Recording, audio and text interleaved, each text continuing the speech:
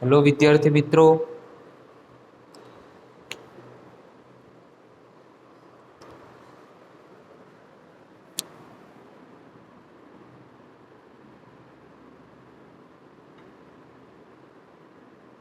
Chapter 3 માં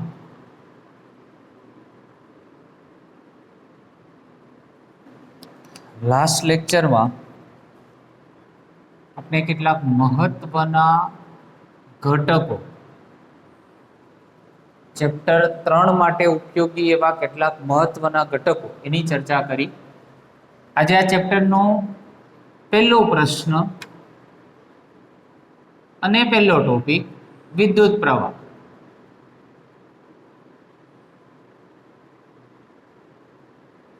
તો વિદ્યુત પ્રવાહ એટલે શું?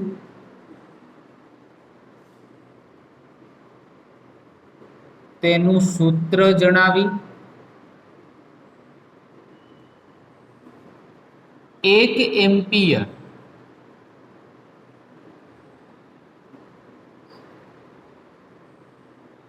વિદ્યુત પ્રવાહ ની વ્યાખ્યા આપી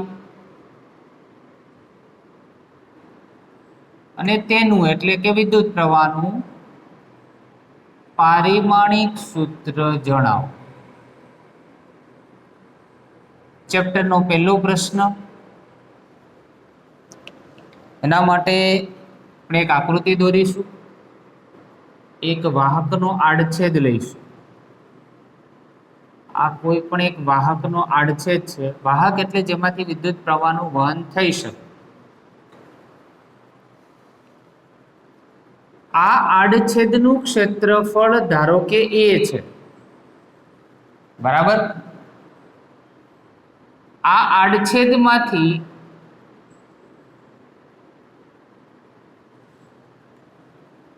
વિદ્યુત ભારો પસાર થાય છે. વિદ્યુત ભારની માહિતી આપી હતી લાસ્ટ લેક્ચરમાં. વિદ્યુત ભાર એની આપણે ડિસ્કસ કરેલી. કેટલાક ધન વીજભારો અને કેટલાક ઋણ વીજભારો આમાંથી પસાર થાય છે, બરાબર. તો લખીએ, આકૃતિમાં એક ક્ષેત્રફળ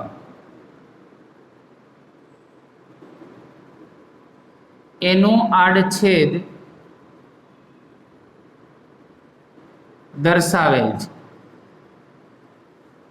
એક ક્ષેત્રફળનો આડછેદ દર્શાવેલ છે. કોઈ ટી સમયે આડછેદમાંથી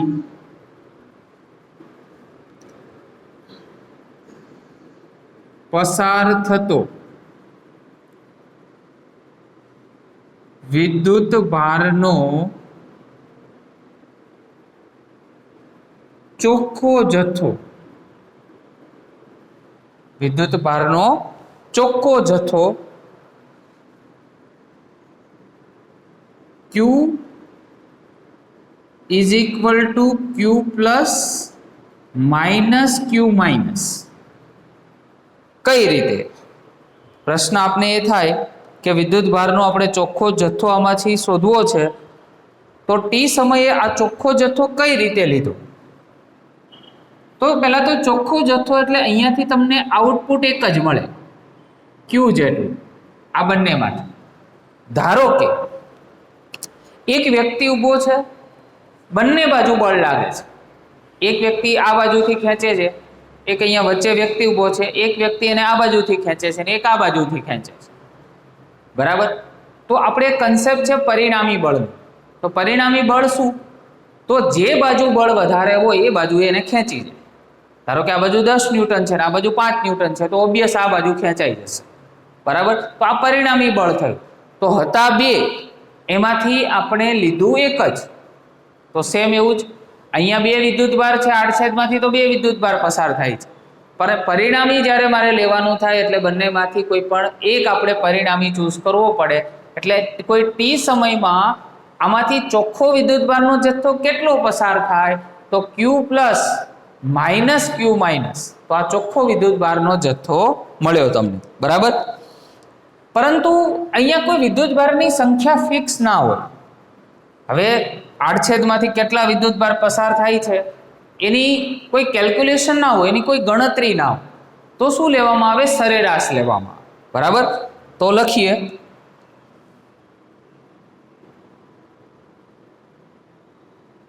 આડછેદમાંથી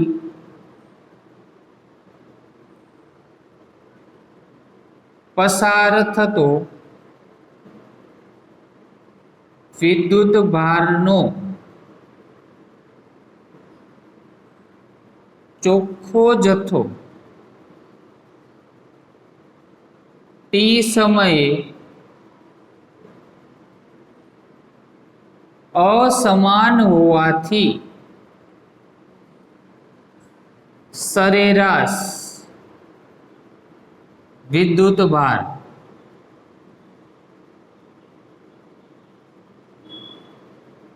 લેવામાં આવે છે। તો વિદ્યુત પ્રવાહ એટલે શું? બરાબર, તો આપણે જો ચર્ચા કરીએ તો વિદ્યુત પ્રવાહ એટલે શું?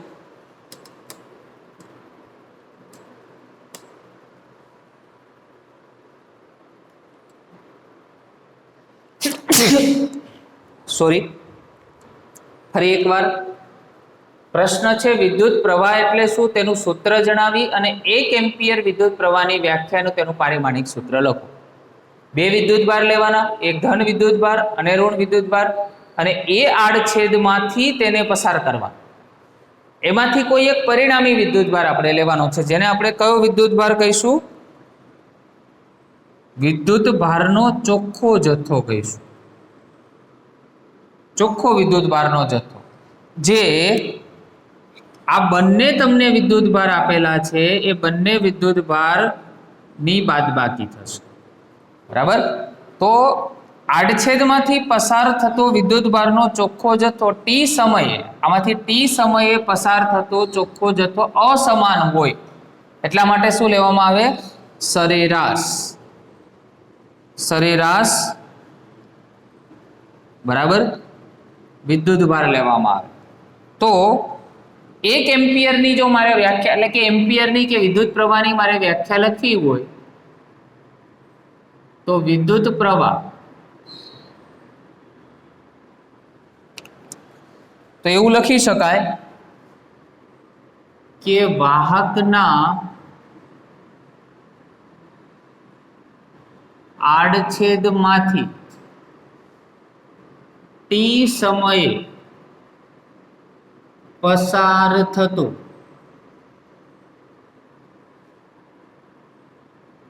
વિદ્યુતભાર નો ચોખ્ખો જથ્થો એટલે વિદ્યુત પ્રવાહ। હવે આપણે વિદ્યુતભારનો જથ્થો ખબર નથી એટલે હંમેશા એ જથ્થો કેવો લઈશું? એવું પ્રવાહ કેવો લઈશું? સરેરાશ વિદ્યુત પ્રવાહ લઈશું, બરાબર। સરેરાશનો સિમ્બોલ આવો છે, અહીંયા આપણે ખબર નથી એટલે delta Q divide by delta T, T સમયમાં પસાર થતો વિદ્યુતભારનો ચોખ્ખો જથ્થો, ડેલ્ટા એટલે વેરિએશન, બદલાતું રહેતું, બરાબર।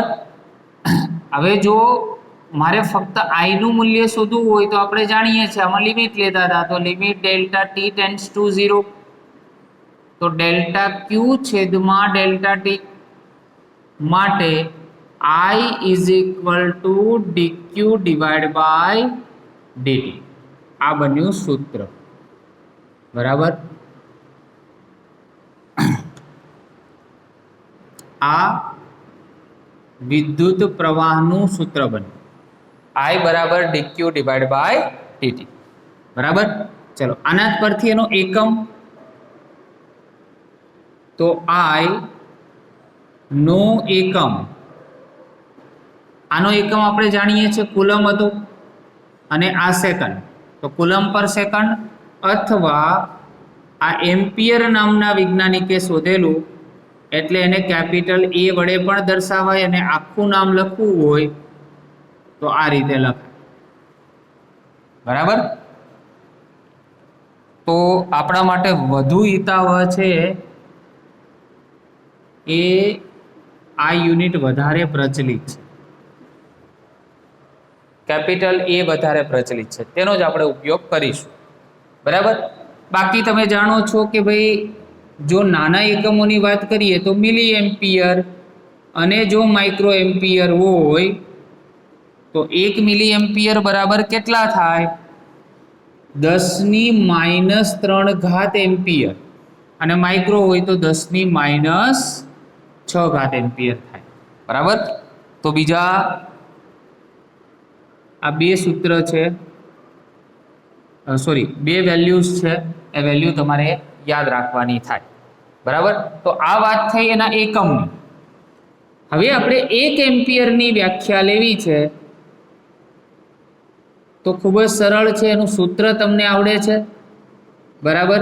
તો સૂત્ર પરથી જ વ્યાખ્યા છે. I બરાબર dq/dt છે, તો અહીંયા આ ટી છે એ સમય હું 1 સેકન્ડ લઈ લઉં અને વિદ્યુતભાર પણ 1 લઈ લઉં તો 1/1 એટલે શું બની જાય તમારી પાસે? તો સિમ્પલ સૂત્ર લખવું હોય તો આવું લખાય, I આને હું કેપિટલ Q કરી નાખું છું, કેપિટલ Q/T. બરાબર. ચલો આને હું 1 કુલમ લઉં છું, સમય પણ 1 સેકન્ડ લઉં છું, તો 1/1 એટલે એમ્પિયર પણ 1 એમ્પિયર થાય. અહીંયા હું લખી દઉં 1 એમ્પિયર થાય. બરાબર ને. ચલો તો 1 એમ્પિયરની વ્યાખ્યા લખીએ છીએ. 1 એમ્પિયરની વ્યાખ્યા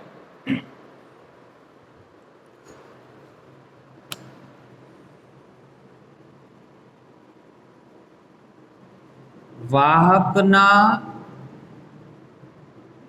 આડછેદમાંથી 1 સેકન્ડમાં પસાર થતો વિદ્યુત ભારનો જથ્થો ચોખ્ખા વિદ્યુત ભારનો જથ્થો 1 કુલમ હોય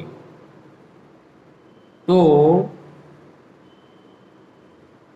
વાહકમાંથી પસાર થતો વિદ્યુત પ્રવાહ 1 એમ્પિયર છે તેમ કહેવાય. વાહકના આડછેદમાંથી 1 સેકન્ડમાં પસાર થતો વિદ્યુત ભારનો ચોખ્ખો જથ્થો એટલે Q એ 1 કુલમ હોય તો વાહકમાંથી પસાર થતો વિદ્યુત પ્રવાહ 1 એમ્પિયર છે તેવું કહેવાય. બરાબર. લાસ્ટ તેનું પારિમાણિક સૂત્ર, જો આમાં દળ નથી, લંબાઈ નથી, સમય નથી, પણ એમ્પિયર છે એટલે ફક્ત એમ્પિયર 1 આવશે. આ થયું એનું પારિમાણિક સૂત્ર અને આ 1 એમ્પિયર વિદ્યુત પ્રવાહની વ્યાખ્યા. બરાબર. આ સૂત્ર પણ આપણે યાદ રાખવાનું થાય. ક્લિયર. તો આ થયું વિદ્યુત પ્રવાહ એનું સૂત્ર અને 1 એમ્પિયર વિદ્યુત પ્રવાહની વ્યાખ્યા. નવો ટોપિક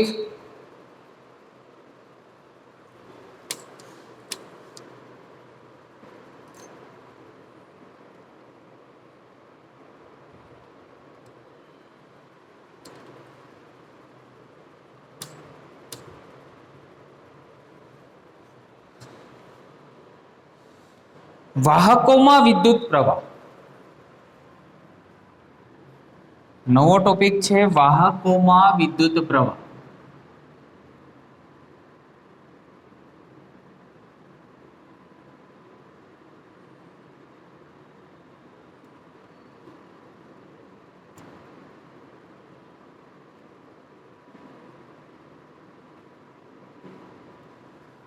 तो बेटा आज टॉपिक तमने आपेलो छे आ टॉपिक एमसीक्यू माटे फक्त मोस्ट इम्पोर्टન્ટ छे। अहींया हूँ लखी दઉં છું एमसीक्यूज बराबर। કેટલાક પોઈન્ટ્સ આમાં યાદ રાખવાના છે। એમાં સૌપ્રથમ આપણે એક આકૃતિ દોરીએ। એક વાહક બરાબર,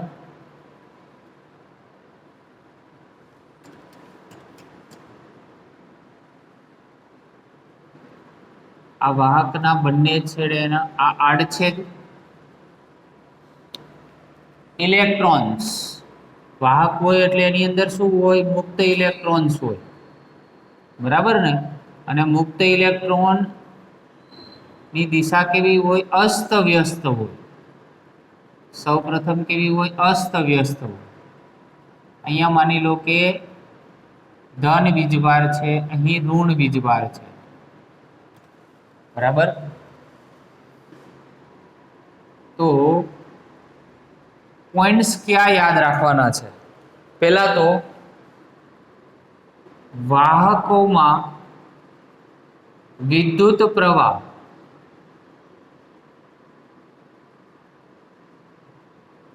મુક્ત ઇલેક્ટ્રોન ને આભારી હોય છે।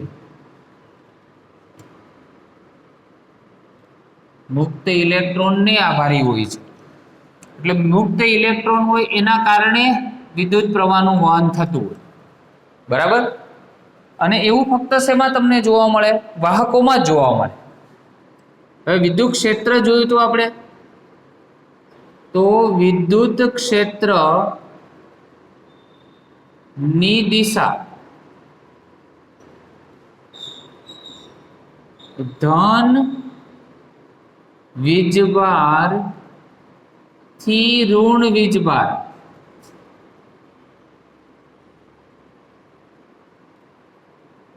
તરફની હોય છે। ક્યાંથી ક્યાં તરફ હોય? તો ધન થી ઋણ। એટલે અહીંયા જો ઇલેક્ટ્રિક ફિલ્ડ ઈ લેવામાં આવે તો એની દિશા આ રીતે થાય, ધન થી ઋણ તરફની દિશા હોય। વિદ્યુત ક્ષેત્રની દિશા હંમેશા ધન થી ઋણ તરફની જ હોય। તો ઇલેક્ટ્રોન પ્રવાહની દિશા એના કરતા ઉલટી હોય। ઇલેક્ટ્રોન પ્રવાહની દિશા ઋણ થી ધન તરફની હોય છે, એટલે ઋણ વીજભાર થી ધન વીજભાર એમ, બરાબર। એના કરતા ઉલટી હોય। ઇલેક્ટ્રોન પ્રવાહ હંમેશા આ રીતે વહન થતો, બરાબર। હવે સૌપ્રથમ આ બધા ઇલેક્ટ્રોન કેવા હોય? અસ્ત વ્યસ્ત હોય, બરાબર। જેવું તમે બહારથી વિદ્યુત ક્ષેત્ર લાગુ પાડો એટલે બધા એક દિશામાં ગોઠવાઈ જાય। અસ્ત વ્યસ્ત છે ને બધા સુવ્યવસ્થિત થઈ જાય, બરાબર। તો એ લખીએ વાહકને વિદ્યુત ક્ષેત્ર લાગુ પાડતા બધા જ ઇલેક્ટ્રોન એક જ દિશામાં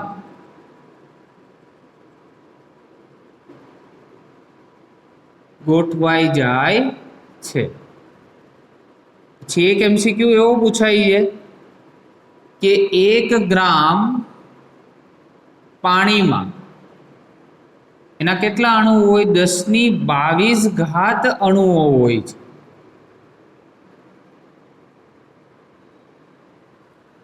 કેટલા હોય? 1022 અણુ હોય છે, બરાબર। આ પણ યાદ રાખજો, આપણે 1 ગ્રામ પાણી લઈએ તો એની અંદર 1022 જેટલા અણુઓ હોય। હવે આપણે વાત કરી વાહકોમાં વિદ્યુત પ્રવાહ કોને આભારી હોય? તો મુક્ત ઇલેક્ટ્રોનને કારણે। પરંતુ જો ઇલેક્ટ્રોલાઇસિસ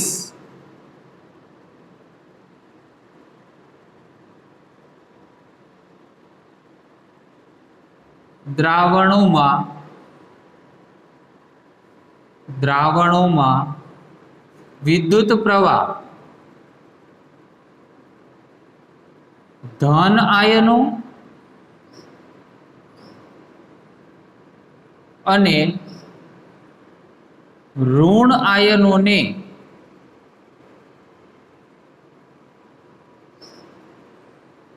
આભારી હોય છે. જો ઇલેક્ટ્રોલાઇસિસ અથવા ઇલેક્ટ્રોલાઇટ, બરાબર, તમે ઇલેક્ટ્રોલાઇટ પણ લખી શકો, એ વધારે સારું રહેશે. ઇલેક્ટ્રોલાઇટ, બરાબર, દ્રાવણ, એમાં વિદ્યુત પ્રવાહનું જો વહન કરાવવું હોય તો એના માટે જવાબદાર કોણ છે? તો એમસીક્યુમાં પૂછાય ધન આયનો અને ઋણ આયનો. આ બધાને તમારે હાઇલાઇટર દ્વારા હાઇલાઇટ કરવા પડે. આ બધા એવા ટોપિક છે કે જે એમસીક્યુમાં પૂછાઈ શકે. અંડરલાઈન બધા પાર્ટ છે, એમસીક્યુમાં પૂછાઈ શકે. જેવું તમે વિદ્યુત ક્ષેત્ર જો લાગુ પાડો છો ત્યારે હવે વાહક એની સ્થિતિ કેવી થાય એ આપણે ડ્રો કરીએ. ઇલેક્ટ્રોન બધા જ એક દિશામાં ગોઠવાઈ જાય.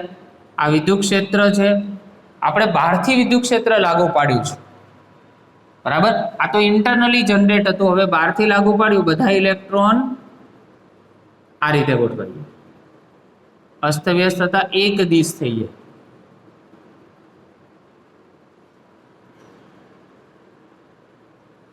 બરાબર.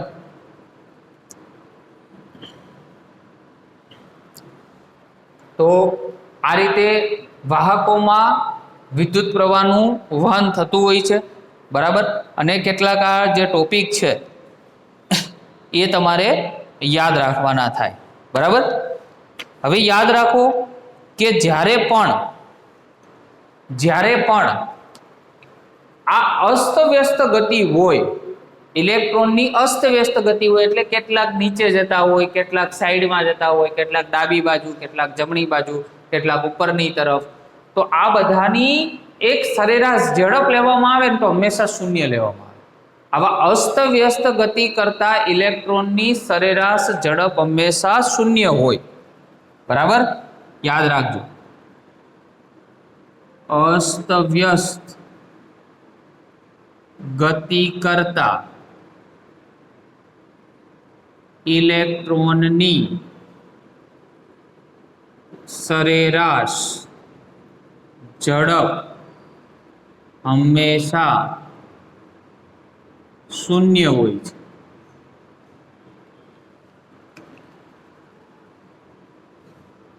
બરાબર. તો આજની બે થિયરી, એમાં પહેલી થિયરી એ વિદ્યુત પ્રવાહ કેવી રીતે મેળવી શકાય, બરાબર, અને એનું સૂત્ર કઈ રીતે મળે છે, અને એનું પારિમાણિક સૂત્ર, અને વાહકોમાં વિદ્યુત પ્રવાહનું વહન બેટા કઈ રીતે થતું હોય છે તેની માહિતી આ લેક્ચર દ્વારા આપણે આપી. Okay, thank you very much.